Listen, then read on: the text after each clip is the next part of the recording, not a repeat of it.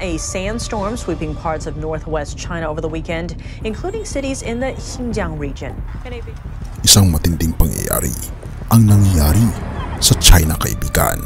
Dahil habang pinaplano nila ang maging isang dominante na bansa sa buong mundo, ito naman ang pagbuhos ng napakaraming mga peligro sa bansang ito.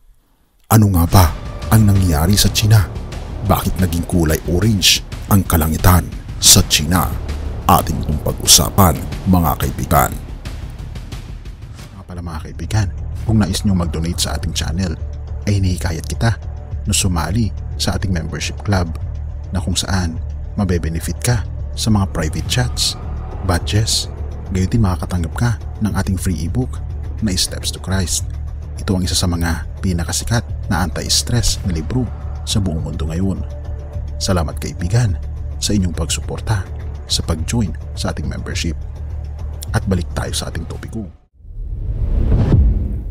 Sabi sa isang report sa indiatoday.in, malupit na buhanging bagyo ang tumama sa Xinjiang, China na nagpabago ng kulay ng langit. Pinawasan ang kita ng isang malupit na buhanging bagyo na bumalot sa ilang bahagi ng Xinjiang sa China, na ito'y nagbigay ng malaking epekto sa kulay ng langit na kulay orange at binawasan ang pagkakita ng mga mata na mas mababa sa 100 meters. Pinatupad ng mga otoridad ang mga emergency traffic measures para sa kaligtasan ng mga tao sa kalsada sa maikli, malupit na buhanging bagyo sa ilang bahagi ng Xinjiang, China na naging kulay kahel ang kalangitan nito. Kaya naman nagkaroon ng pagpapatupad ng emergency traffic measures para sa kaligtasan ng mga mamamayan. Isang malupit na buhanging bagyo ang pinaliputan ang China at karamihan sa mga tao ng ilang milyong katao ang naapektuhan. Naglabas ang China Meteorological Administration o CMA ng babala para sa malakas na hangin at buhanging bagyo. Itinaas nito ang alerto sa pinakamataas na antas na nagsasabing ang pagbaba ng temperatura ay magiging pinakamalupit hanggang Pebrero 22. Ayon sa ulat ng Beijing-based CGTN News Channel, ang buhanging bagyo ay nagdulot ng pinsala sa mga sasakyan sa Turpan, Xinjiang, habang marami ring mga biyahero ang na-stranded sa kalsada dahil sa mababang kita dulot ng makapal at umuusok na buhangin.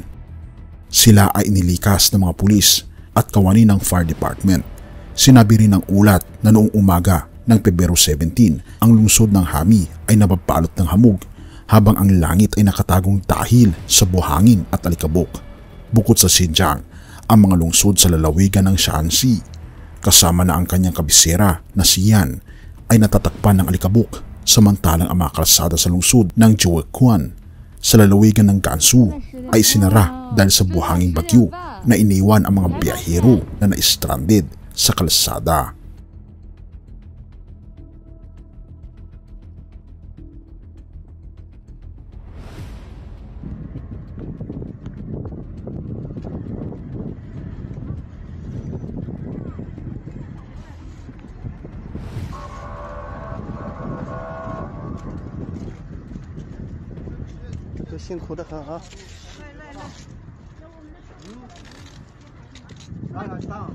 Isaiah 13 verse 11, paparusahan ko ang daigdig dahil sa kasamaan nito at ang masasama dahil sa kanilang kasalanan.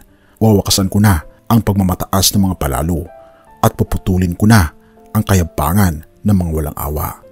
Kaibigan, tayo ay magkaroon nawa ng pagbabago ng puso dahil wawakasan ng ating Panginoong Diyos ang mga taong palalo, ang mga taong hindi kumikilala sa ating Panginoong Diyos.